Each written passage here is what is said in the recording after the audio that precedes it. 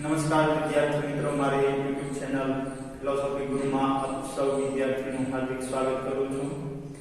આજે આપણે ફરી વખત ધોરણ 12 તત્વજ્ઞાન વિષયની અંદર પ્રકરણ નંબર 8 જેનું નામ છે ધર્મનો અર્થ અને ધાર્મિક જીવન, જેની અંદર આપણે પહેલા વિડિયો લેક્ચરની અંદર ધર્મનો અર્થ કોને કહેવાય તેની વાત છે આપણે કરી. હવે આપણે વિડિયો લેક્ચરની અંદર આપણે ધાર્મિક જીવનનું વિશ્લેષણ કોને કહેવાય તેની વિગતવાર ચર્ચા કરવાની છે. ધાર્મિક જીવનનું વિશ્લેષણ કરતા પહેલા આપણે થોડી પ્રસ્તાવનાની વાત કરી લઈએ. સામાન્ય રીતે ધાર્મિક જીવન દ્વારા માનવીમાં અહિંસા, સત્ય, કરુણા, પ્રેમ આ તમામ પ્રકારના ગુણો પ્રગટતા હોય છે. આ ગુણોનું ચિંતન દ્વારા મનુષ્ય જીવન જીવી શકે છે. પોતે પોતાના જીવનની અંદર આ ઉતારે એટલે ખૂબ સારી રીતે એને જીવી શકે છે. અને ધાર્મિક જીવનનું આ ધ્યેય જ્યારે પૂરેપૂરું છે એ પાર પડે છે ત્યારે એમ કહી શકાય કે માણસ મટીને એક ઈશ્વર કોટીએ પહોંચે છે. જ્યારે માનવીમાં સત્ય, પ્રેમ, કરુણા જેવા ગુણોનો પ્રગટ થાય છે ત્યારે માનવી છે પોતે માણસ મટી અને ઈશ્વર કોટી સુધી પહોંચી ગયો છે એવું આપણે માની શકીએ છીએ. અને આ દ્રષ્ટિએ એમ કહી શકાય કે દેવી તત્વ ઈશ્વર કે પરમાત્માની આરાધના કરવાથી ધાર્મિક જીવન છે રજૂ થાય છે. કે કોઈ પણ વ્યક્તિ છે દેવી તત્વની કે ઈશ્વરની આરાધના કરે ત્યારે જ પોતે પોતાનું એ ધાર્મિક જીવન છે જીવે છે એવું આપણે કહી શકીએ છીએ. અને ધાર્મિક જીવન એ માનવના સમગ્ર વ્યક્તિ અને જીવન વ્યવહારને બનાવે છે. કે તમે કેવું જીવન જીવશો, તમારો વ્યવહાર કેવો હશે એ તમારા ધાર્મિક જીવન ઉપર આધાર રાખે છે.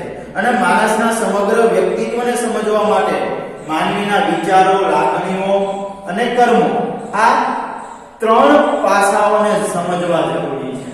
કે તમારે જો માનવીને અથવા માનવીના સમગ્ર વ્યક્તિત્વને સમજવું છે તો એ માનવીની લાગણીઓ કેવી છે, એ માનવીના વિચારો કેવા છે, એ માનવીના કર્મો કેવા છે એના દ્વારા તમે એને સમજી શકો છો. પૂર્ણપણે વિકસિત એવા ધાર્મિક જીવનનું વિશ્લેષણ કરવામાં આવે તો તે માણસના વિચારો કે બુદ્ધિઓ સાથે સંકળાયેલું જ્ઞાનાત્મક પાસું કેવું છે, એ લાગણી કે ભાવનાઓ સાથે સંકળાયેલું સંવેદનાત્મક પાસું કેવું છે, અને કર્મ કે વર્તણૂક સાથે સંકળાયેલું નૈતિક પાસું, એ ત્રણ પાસાઓ છે આપણે જોવા પડે કે માનવીના આ ત્રણેય પાસાઓ સાથે છે એ કઈ વસ્તુ સંકળાયેલી છે, વિચારો કેવા, લાગણી કેવી અને એના કર્મો કેવા, એના દ્વારા એ વ્યક્તિના ધાર્મિક જીવનને છે આપણે સમજી શકીએ છીએ. એટલા માટે જ અહીંયા કહેવામાં આવેલું છે કે પૂર્ણ ધાર્મિક જીવન જો જીવવું હોય, કોઈ પણ વ્યક્તિને પૂર્ણ ધાર્મિક જીવન જીવવું હોય તો એનામાં જ્ઞાન, ભક્તિ અને નીતિનું અનિવાર્ય સ્થાન હોવું જોઈએ. જો ખાસ યાદ રાખજો કે કોઈ પણ વ્યક્તિને ધાર્મિક જીવન જીવવું હોય તો એનામાં જ્ઞાન, ભક્તિ અને નીતિ આ ત્રણનું અનિવાર્યપણે એનામાં હાજર હોવા જોઈએ અથવા એ વ્યક્તિના જીવનમાં હોવા જોઈએ. જ્ઞાન, ભક્તિ અને નીતિ. પણ અહીંયા આપણને એ પણ કહેવામાં આવેલું છે કે આપેલ ત્રણેય એટલે કે જ્ઞાન, ભક્તિ અને નીતિ આ ત્રણેય વૈરાગ્ય વગર સિદ્ધ થતા નથી. તમારે જો જ્ઞાન, ભક્તિ અને નીતિને તમારા જીવનમાં ઉતારવા હોય તો કોના વગર સિદ્ધ નહીં થાય? વૈરાગ્ય વગર. વૈરાગ્ય વગર જ્ઞાન, ભક્તિ અને નીતિ તમારામાં જોવા મળવાના નથી. આમ વૈરાગ્ય પણ ઉપયોગી અંગ છે એટલે કે પાસું છે. જો તમારે ધાર્મિક જીવન જીવવું હોય તો તમારામાં ચાર પાસા હોવા જોઈએ. કેટલા પાસા હોવા જોઈએ? ચાર. કયા કયા? પહેલું જ્ઞાન, બીજું ભક્તિ, ત્રીજું નીતિ. આ ત્રણેયને ઉતારવા હોય તો ચોથું પાસું કયું હોવું જોઈએ? વૈરાગ્ય. એટલે જો કોઈ પણ વ્યક્તિને પોતાના જીવનને ધાર્મિક બનાવવું હોય તો એનામાં જ્ઞાન, ભક્તિ, નીતિ અને વૈરાગ્ય આ ચાર પાસા હોવા જોઈએ. તો જ તે વ્યક્તિ પોતે ધાર્મિક જીવન છે જીવી શકે છે. હવે આ ચાર પાસાઓને આપણે ક્રમશઃ સમજવાના છે. જેમાં સૌથી પહેલું પાસું છે ધાર્મિક જીવનમાં જ્ઞાનનું સ્થાન, એટલે કે સૌથી પહેલું પાસું છે ઈ જ્ઞાન, કે ધાર્મિક જીવનમાં જ્ઞાનનું સ્થાન કેવું છે? તો અહીંયા આપણને કીધું છે કે માનવ જે તત્વને ધર્મ દ્વારા પામવા માંગે છે, તમને કોઈ પણ તત્વ હોય ઈ ધર્મ દ્વારા જો તમારે એને પામવું હોય તો એ તત્વનું સ્વરૂપ કેવું છે, એ તત્વ કેવું છે, અને આ જગતના પદાર્થો અને પ્રાણીઓ સાથે આ તત્વનો શું સંબંધ છે? આ જગતના જે પણ પદાર્થો છે કે પ્રાણીઓ છે એની સાથે ઈ તત્વોનો શું સંબંધ છે વગેરે પ્રશ્નના જવાબમાંથી ધર્મનું કયું પાસું મળે છે?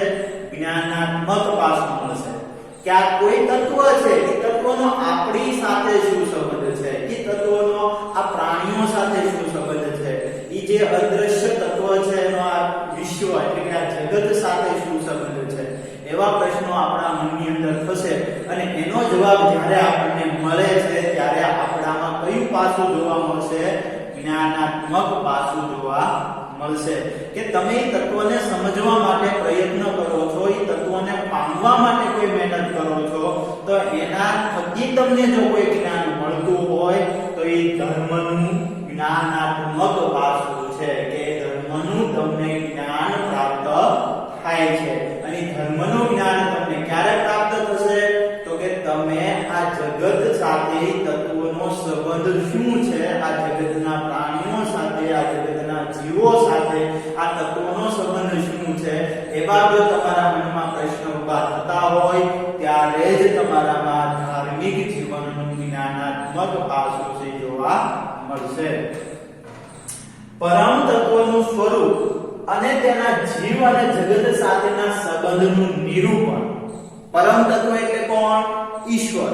ઈ ઈશ્વરનું સ્વરૂપ, જીવ અને જગત સાથેના સંબંધનું નિરૂપણ તમને વેદ, ઉપનિષદ, ગીતા, પુરાણ આ વગેરે જે ધર્મ ગ્રંથો છે, ગ્રંથ સાહેબ વગેરે જુદા જુદા જે ધર્મ ગ્રંથો કે શાસ્ત્રો છે આ બધામાં તમને જોવા મળશે કે ઈશ્વર સાથેનો સંબંધ જીવ અને જગત સાથે કેવો છે એનું નિરૂપણ તમને અલગ અલગ ધર્મના ધર્મ ગ્રંથો કે શાસ્ત્રોની અંદર જોવા મળશે. વેદ હોય, ઉપનિષદ હોય, ગીતા, પુરાણ, બાઇબલ કે ગ્રંથ સાહેબ વગેરે જુદા જુદા જે ધર્મ ગ્રંથો છે તેની અંદર તમને એનું નિરૂપણ છે જોવા મળશે. પણ એ નિરૂપણ કેવું હશે? તો અહીંયા કીધું છે કે બધા ધર્મના અનુયાયીઓ પોતાના ધર્મશાસ્ત્રોમાં રજૂ થયેલી જીવ જગત અને ઈશ્વરના સ્વરૂપ અને સંબંધ અંગેની માન્યતાઓમાં શ્રદ્ધા રાખે છે. દરેક ધર્મમાં ઈશ્વરનો જીવ જગત સાથેનો સંબંધ કેવો છે એ દર્શાવેલો છે, પણ દરેક ધર્મમાં ઈ સંબંધને કંઈક જુદી જુદી રીતે છે વર્ણવેલો હોય છે. એટલે દરેક ધર્મના જે અનુયાયી હોય એટલે કે ધર્મમાં માનતા લોકો હોય ઈ લોકો પોતાના ધર્મ ગ્રંથની અંદર ઈશ્વર સાથે જીવ અને જગતના સંબંધનું જે નિરૂપણ કર્યું છે એનામાં શ્રદ્ધા છે રાખશે. દાખલા તરીકે હિન્દુ ધર્મનો વ્યક્તિ હોય તો હિન્દુ ધર્મમાં ઈશ્વર સાથેનો સંબંધ જીવ અને જગતનો કેવો છે તો એમાં માન્યતા રાખશે. કુરાન મુસ્લિમ કોઈ વ્યક્તિ હોય તો ઈ પોતે પોતાના ધર્મ ગ્રંથની અંદર જે લખેલું હશે કે ઈશ્વર અને જીવ જગત સાથેનો સંબંધ કેવો છે એનું નિરૂપણ કેવું આપેલું છે તો એ પ્રમાણે પોતે પોતાના ઈશ્વર અને જીવ જગત સાથેના સંબંધમાં શ્રદ્ધા છે એ રાખતો હોય છે. બધા ધર્મોમાં અંતે કોઈ પણ વ્યક્તિના ધાર્મિક જીવનમાં શ્રદ્ધાનું જે મહત્વપૂર્ણ સ્થાન છે તે ધર્મના જ્ઞાનાત્મક પાસાને આધારિત હોય છે. કોઈ પણ વ્યક્તિ હોય પોતાના ધર્મમાં માને છે, પોતાના ધર્મને સમજે છે અથવા તો પોતાના ધર્મમાં શ્રદ્ધા રાખે છે તો એનું મુખ્ય કારણ કયું છે તો કે એનામાં જ્ઞાનાત્મક પાસું છે, એને એના ધર્મનું જ્ઞાન છે, ત્યારે જ પોતે પોતાના ધર્મમાં શ્રદ્ધા છે રાખતો હોય છે. કોઈ પણ વ્યક્તિને પોતાના ધર્મમાં શ્રદ્ધા ક્યારે નહીં હોય કે જ્યારે એને પોતાના ધર્મનું જ્ઞાન નહીં હોય ત્યારે એને એના ધર્મમાં શ્રદ્ધા હશે નહીં. માણસ બુદ્ધિશીલ હોવાથી શ્રદ્ધાથી સ્વીકારવામાં આવેલી ધાર્મિક માન્યતાઓ વિશે પણ બુદ્ધિથી વિચારે છે. જો આપણને કોઈ આપણા ધર્મ વિશે કહી દે તો આપણે એને પહેલા આપણી વિચાર શક્તિથી, આપણી બુદ્ધિથી એને સમજવાનો પ્રયત્ન કરીએ છીએ. સીધું માની નથી લેતા કે આપણે કીધું તમારા ધર્મમાં આવું છે તો આપણે ધર્મ વિશે પહેલા ઊંડાણથી વિચાર કરીએ છીએ, આપણા જ્ઞાન દ્વારા એને સમજવાનો પ્રયત્ન કરીએ છીએ અને ત્યાર પછી જ એને આપણા જીવનમાં ઉતારવાનો પ્રયત્ન કરીએ છીએ. બધા જ ધર્મમાં બધા જ લોકોને શ્રદ્ધા હોય છે, પણ એને યોગ્ય જ્ઞાન મળશે ત્યારે એ વ્યક્તિ પોતે એને ઉતારવાનો પ્રયત્ન કરે છે. એટલા માટે જ એને કીધું છે કે માણસ બુદ્ધિશીલ છે, માણસમાં બુદ્ધિ છે, પોતે વિચારી શકે છે અને એના દ્વારા એ શ્રદ્ધાને પૂરેપૂરો સ્વીકારી શકતો નથી. એના વિશે પહેલા એ પોતાની બુદ્ધિથી વિચારશે અને ત્યાર પછી જ એને પોતાના જીવનમાં સ્વીકારશે. એટલા માટે મનુસ્મૃતિએ અહીં આપણને કીધું છે કે જે ધર્મને તર્ક એટલે કે બુદ્ધિ વડે સમજણમાં ગોઠવે તે જ એને સમજે. કોઈ પણ વ્યક્તિ પોતાના ધર્મને બુદ્ધિ દ્વારા જ્યારે સમજવાનો પ્રયત્ન કરશે ત્યારે જ એ પોતે ધર્મને સમજી શકશે, નહીંતર એ ધર્મને સમજી શકવાનો નથી. અને એટલા માટે જ કુરાનમાં પણ કહેવામાં આવેલું છે કે આ કુરાનના પુસ્તકને તારી આગળ એટલા માટે પ્રગટ કરવામાં આવ્યું છે કે તું લોકોને અજ્ઞાનના અંધારામાંથી બહાર કાઢીને તેમને નિશ્ચિત જ્ઞાનના પ્રકાશમાં લાવી શકે.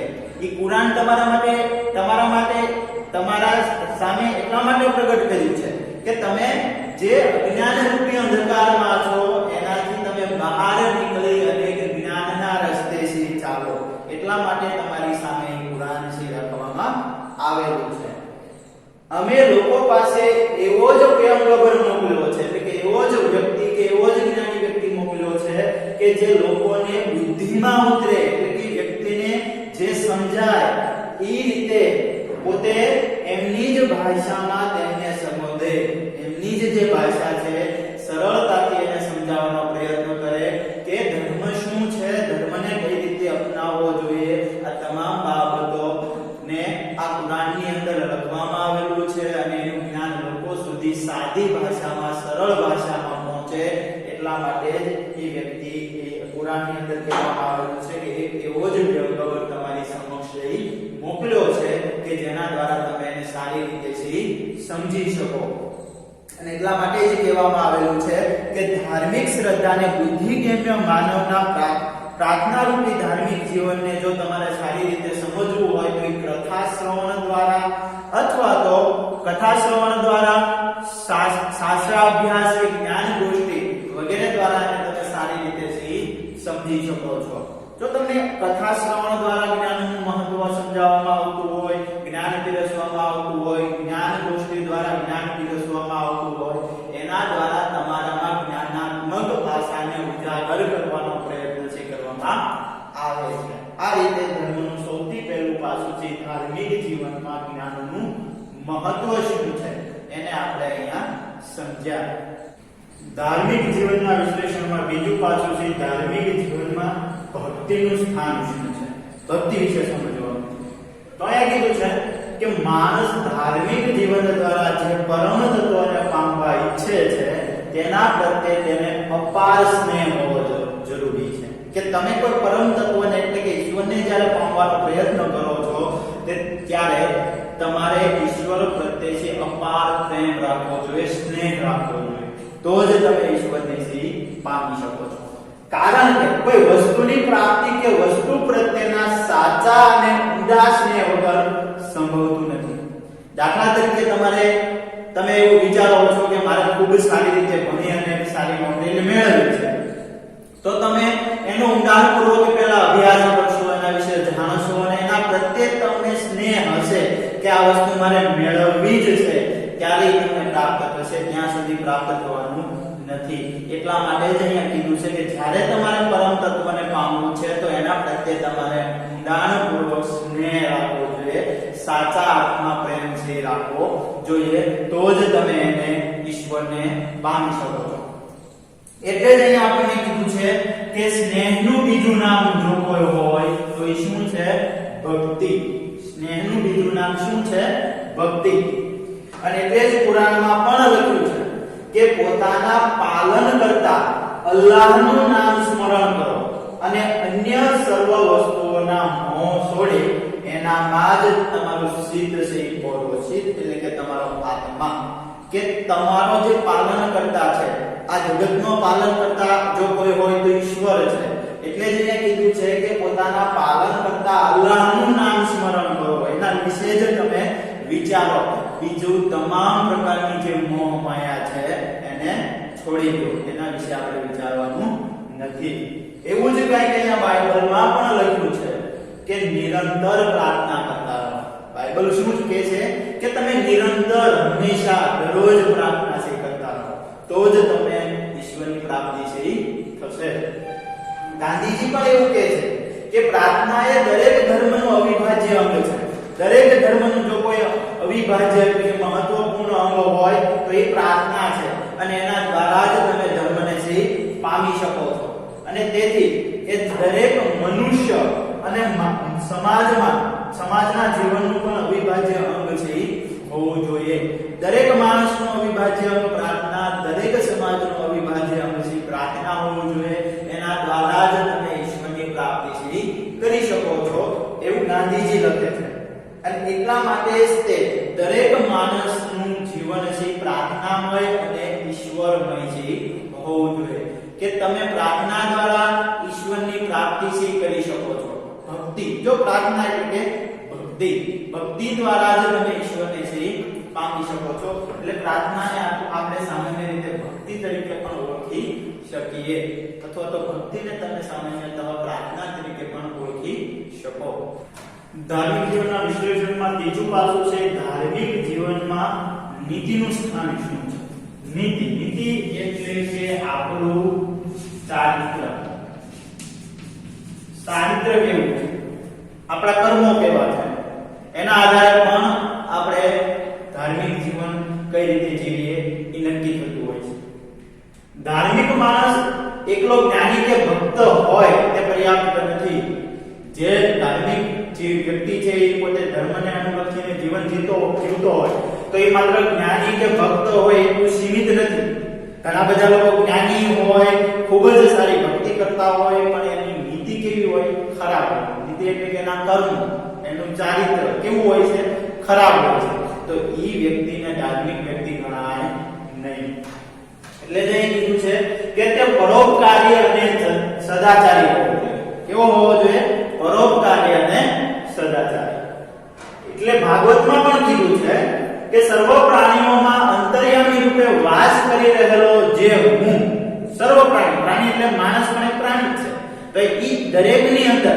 અંતર્યામી રૂપે જે વાસ કરી રહેલો હું એટલે કે આત્મા અથવા તો ધર્મનો ઈશ્વર તેનું માણસે દાન માન મૈત્રી અને ભેદભાવ રહિત દ્રષ્ટિથી પૂજન કરવું જોઈએ કે અંતર્યામી રૂપે રહેલો જે ધર્મ છે ઈશ્વર છે પરમાત્મા છે જે આપણામાં છે તેને આપણે છે એ દાન માન મૈત્રી અને ભેદભાવ રહિત દ્રષ્ટિથી એનું પૂજન છે કરવું જોઈએ આવું ભાગવતમાં લખ્યું છે ધાર્મિક જીવનનો આરંભ છે નીતિમત્તાથી જ થવો જોઈએ જો તમારે ધર્મને અનુલક્ષીને જીવન જીવવું હોય તો તમારામાં પેલા જ્ઞાન નહીં હોય તોય ચાલશે તમારામાં ભક્તિ નહીં હોય તો પણ ચાલશે પણ તમારામાં સૌથી પહેલા શું હોવું જોઈએ નીતિ એટલે કે તમારું ચારિત્ર સારું હોવું જોઈએ તમારા કર્મો સારા હોવા જોઈએ તમે દરરોજ સવારે ઉઠીને ચોરી કરતા હો ખરાબ વર્તન કરતા હો ગાળું બોલતા હો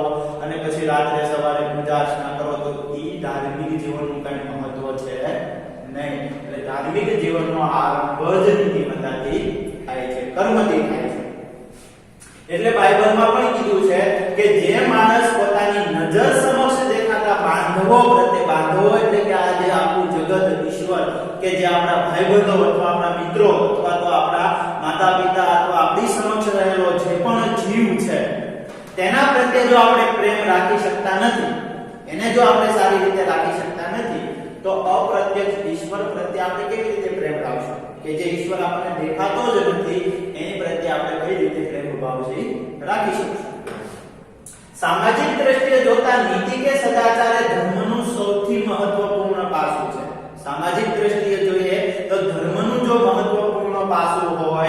એ નીતિ છે, નીતિ અથવા તો સદાચાર, સારું વર્તન એ સામાજિક ધર્મનું સૌથી મહત્વપૂર્ણ પાસું છે. એટલે જ ભારતની ધર્મ પરંપરામાં નીતિ નિયમોનું વર્ણન એટલે કે વર્ણન કરનાર શાસ્ત્રોને શું કહેવાય? ધર્મશાસ્ત્ર. ઘણા બધા ધર્મોમાં ધર્મશાસ્ત્રો આપેલા છે કે એની વ્યક્તિઓએ કેવા પ્રકારનું વર્તન કરવું જોઈએ. એવી જ રીતે ભારતની પણ ધર્મ પરંપરામાં નીતિ નિયમોનું વર્ણન કરતા જે શાસ્ત્રો છે એને ધર્મશાસ્ત્ર તરીકે ઓળખવામાં આવે છે. ગાંધીજીના મતે પણ ગાંધીજી પણ એવું કહે છે કે મારા પ્રયોગમાં તો આધ્યાત્મિક એટલે નૈતિકતા, આધ્યાત્મિક જીવન જીવવું એટલે કે નીતિમત્તા કેવી હોવી જોઈએ? સારી. ધર્મ એટલે નીતિ, આત્માની દ્રષ્ટિએ પામેલી નીતિ એ જ ધર્મ છે, આવું ગાંધીજી કહે છે. અને ડોક્ટર રાધાકૃષ્ણના મતે પણ ધર્મ એ કેવળ અમુક માન્યતા કે અમુક લાગણીઓ કે અમુક કર્મકાંડ નથી. માત્ર ધર્મ એટલે આપણે એના પ્રત્યે લાગણી રાખવી, કર્મકાંડ કરવા, પૂજા અર્ચના કરવી એટલું નહીં, પણ પરિવર્તન જીવન છે. આપણું વર્તનમાં પરિવર્તન થવું જોઈએ કે પહેલા તમે જે પ્રકારનું જીવન જીવતા હતા એની કરતા કંઈક અલગ પ્રકારનું ધાર્મિક જીવન છે તમારામાં હોવું જોઈએ, તમારામાં પરિવર્તન છે થતું હોવું જોઈએ.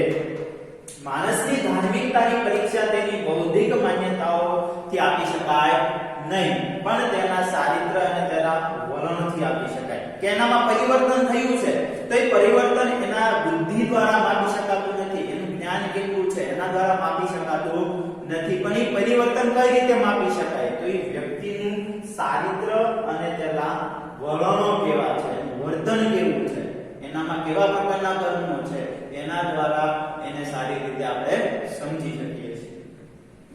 ધાર્મિક જીવનના વિશ્લેષણમાં તેનું સૌથી પાછું ધાર્મિક જીવનમાં વૈરાગ્યનું સ્થાન શું છે? આપણે ત્રણ પાસાઓ જોયા: જ્ઞાન, ભક્તિ અને નીતિ. એમાં એવું પણ જોયું હતું કે જ્ઞાન, ભક્તિ અને નીતિ આ ત્રણ પાસાઓને જો આપણે આપણા જીવનમાં ઉતારવા હોય તો એ વૈરાગ્ય વગર સિદ્ધ થતા નથી. એટલે હવે આપણે સમજવાનું છે કે ધાર્મિક જીવનમાં વૈરાગ્યનું સ્થાન છે એ શું છે.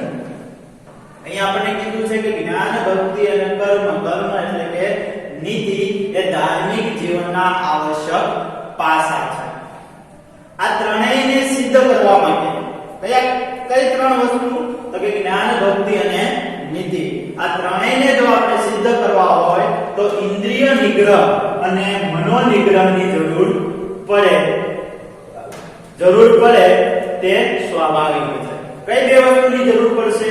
ઇન્દ્રિય નિગ્રહ અને મનો નિગ્રહ. આપણા મનને કંટ્રોલમાં કરવું, આપણે ઇન્દ્રિયોને કંટ્રોલમાં કરવી કે આપણી ઇન્દ્રિયો આપણે જેમ કહીએ એમ કરે, આપણું મન એક સિદ્ધ થાય એ સ્વાભાવિક રીતે આપણે એની જરૂર પડશે ઇન્દ્રિય નિગ્રહની અને મનો નિગ્રહની. પણ એ કઈ રીતે કરી શકાય? તો વૈરાગ્યથી. કોના દ્વારા? વૈરાગ્યથી ઇન્દ્રિયનો નિગ્રહ અને મનો નિગ્રહ છે એ કરી શકાય છે. એટલે અહીંયા શ્રીમદ ભગવદ ગીતા અનુસાર આ જાતનો નિગ્રહ, કઈ જાતનો? ઇન્દ્રિયનો અને આપણા મનનો નિગ્રહ વૈરાગ્યથી શક્ય બને છે. આ બંનેનો નિગ્રહ કોના દ્વારા શક્ય બનશે? વૈરાગ્યથી. જો આવું કેમાં કીધું છે? શ્રીમદ ભગવદ ગીતામાં કીધું છે કે આ બંનેનો નિગ્રહ વૈરાગ્યથી શક્ય છે એ બને છે. એટલે સાધકે વિષય ભોગનો ત્યાગ કરવો જ પડે છે.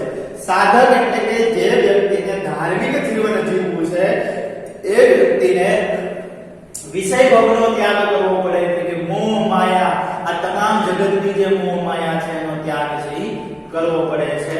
કારણ કે ત્યાગ ન ટકે વૈરાગ્ય વિના. ત્યાગ છે તમે કરશો તો જ તમારા જીવનમાં વૈરાગ્ય ટકશે, નહીંતર વૈરાગ્ય ટકવાનું નથી. ત્યાગ ન ટકે વૈરાગ્ય વિના. જો તમે ત્યાગ નહીં કરો તો તમારામાં વૈરાગ્ય જોવા મળશે નહીં. આ ખાસ યાદ રાખજો કે ત્યાગ કોના વગર ટકતું નથી? વૈરાગ્ય વગર. એટલે જ અહીંયા વૈરાગ્યનો અર્થ આપણે કીધો છે. આ વ્યાખ્યા ખાસ યાદ રાખજો.